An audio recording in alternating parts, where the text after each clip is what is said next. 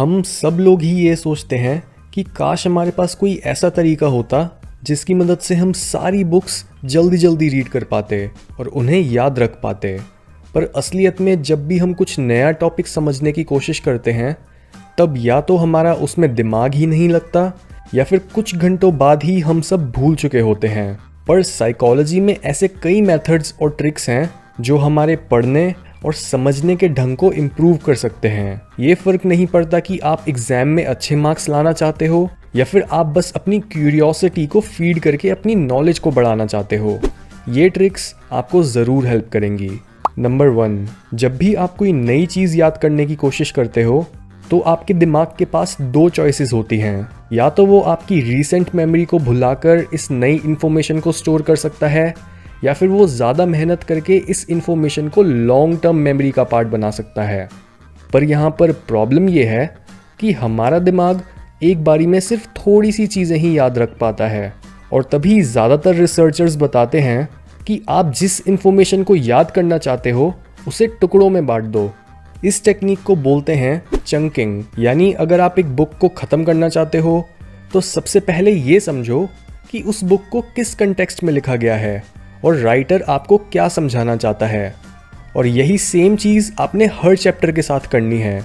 पर इसके साथ ये भी याद रखना कि आप अगले चैप्टर पर जाने से पहले पिछले चैप्टर को ढंग से समझ चुके हो ताकि बुक ख़त्म होने पर आप सारे चैप्टर्स को साथ में जोड़ पाओ और उन्हें सालों तक याद रख पाओ। नंबर 2, दुनिया के सबसे फेमस फिजिसिस्ट में से एक रिचर्ड फाइनमैन अपने स्टूडेंट्स को कोई भी चीज़ याद रखने की एक सिंपल सी टेक्निक बताते थे।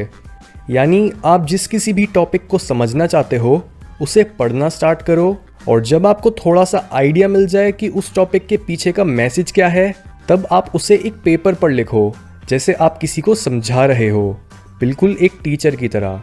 इस तरह से आपको ये समझ आएगा कि आप उस टॉपिक के किन पार्ट्स को अच्छे से समझ चुके हो और किन एरियाज में आप अभी भी वीक हो और तब वापस जाकर उस पार्ट को पढ़ो। इस प्रोसेस को तब तक रिपीट करो जब तक आप पूरे टॉपिक को शुरू से लेकर एंड तक सिंपल भाषा में समझाने के काबिल नहीं बन जाते।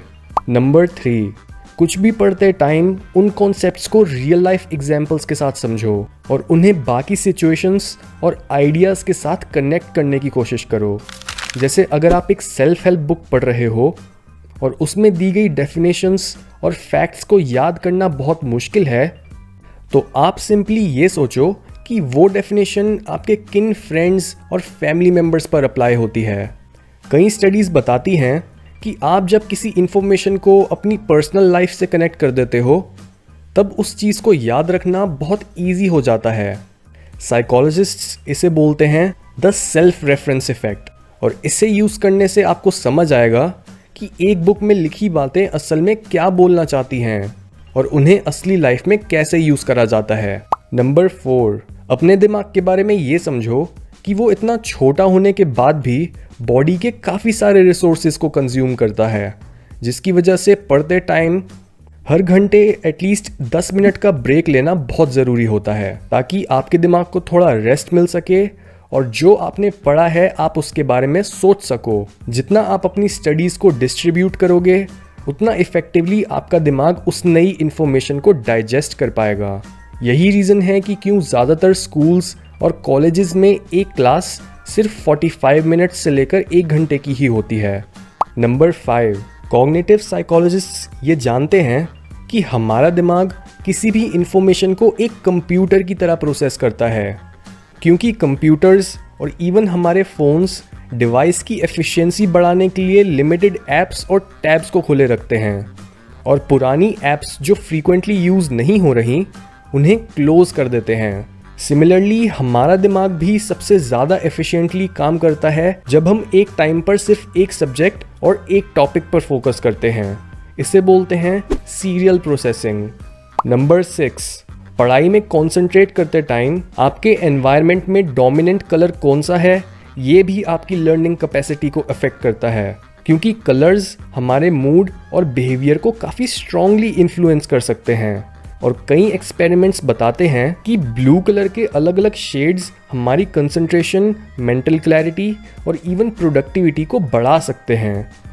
तो ट्राई करो कि जब भी आप पढ़ने बैठो, आप या तो अपने आसपास ब्लू कलर की कोई भी चीज़ रखो जिस पर आपकी बार बार नज़र जाए, या फिर आप सिंपली एक ब्लू हाइलाइटर को यूज़ कर सकते हो।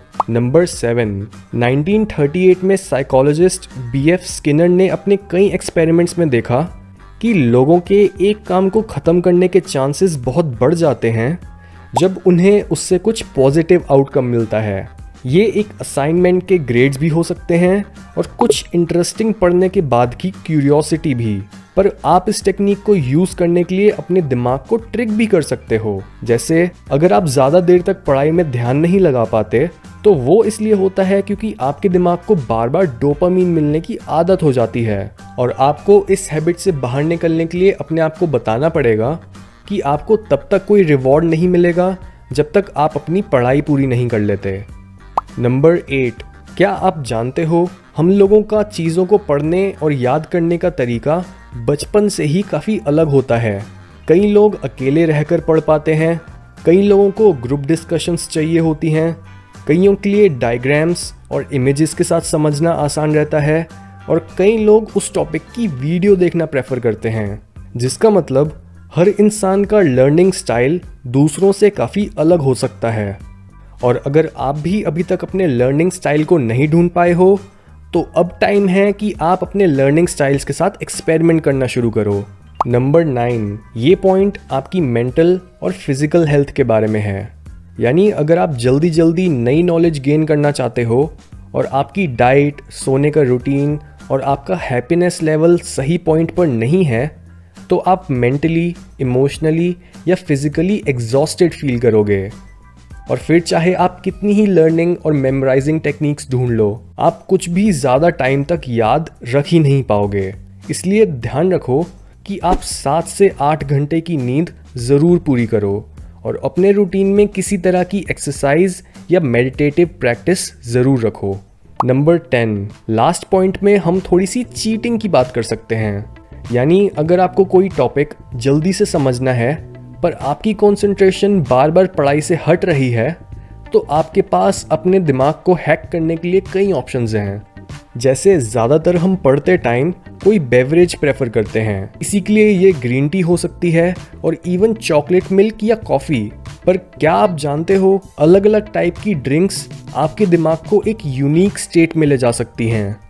जैसे अगर आप किसी मुश्किल टॉपिक को याद करने की कोशिश कर रहे हो तब आप सोचते हो कि काश आप उसे एक लेज़र फोकस के साथ पढ़ पाते, और इस टाइप के फोकस के लिए ब्लैक कॉफ़ी काफ़ी अच्छी रहती है क्योंकि कॉफ़ी में मौजूद कैफीन एक स्टिमुलेंट का काम करता है जिससे आपकी अलर्टनेस बढ़ती है और आप ज़्यादा मोटिवेटेड फील करते हो।